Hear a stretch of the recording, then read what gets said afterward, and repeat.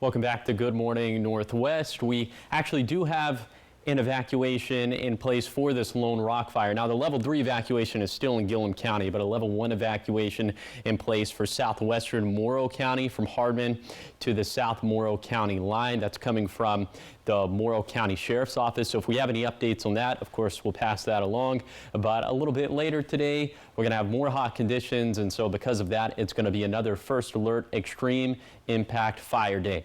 We'll go ahead and show you some of the fire fuel energy for today compared to historical percentiles up into the 98th percentile for Kittitas and Yakima counties, up into the 97th percentile for the lower Columbia Basin, and then up into the 98th percentile for the Blue Mountains. So once again, fires could start or spread very rapidly for today, especially in some of those windier conditions.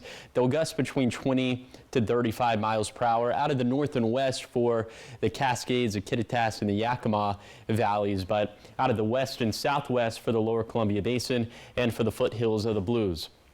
Speaking of the foothills and also down into, mainly southern portions of Morrow County, Umatilla County, a little bit of Walla Walla County, but could have some pretty tough air quality due to the Lone Rock fire that is burning. Otherwise, today is going to be a hot one, up around 95 for the Kittitas Valley, closer to 100 for the Yakima Valley, right around 100 for the lower Columbia Basin, and just shy of that for the foothills of the Blues. For tonight, the winds are going to calm down, except for in the Kittitas Valley. They could still gust upwards of maybe 35 miles per hour.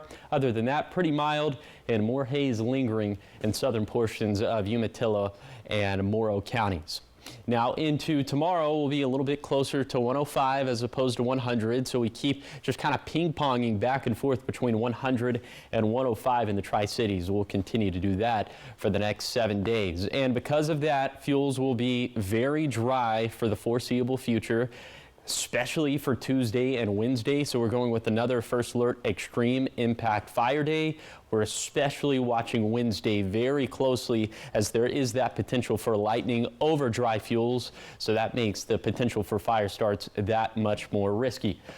Fire fuel energy will be up into the 99th percentile for Kittitas and Yakima counties for Wednesday, up into the 97th percentile for the lower Columbia Basin, and up into the 99th percentile for the Blue Mountains. This is a very dangerous setup, so of course we're going to continue to keep very close tabs on that. Then there's maybe another little lightning potential that we're tracking for Sunday as well.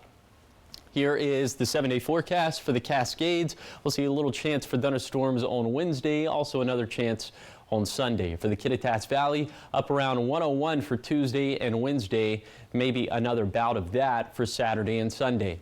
And then for the Yakima Valley, up around 100 for Tuesday, Wednesday, and Thursday. Of course, tracking that thunderstorm potential for Wednesday. The same thing with the lower Columbia Basin, up around 105 for Wednesday. So still some hot stuff, even though we're not as hot as last week.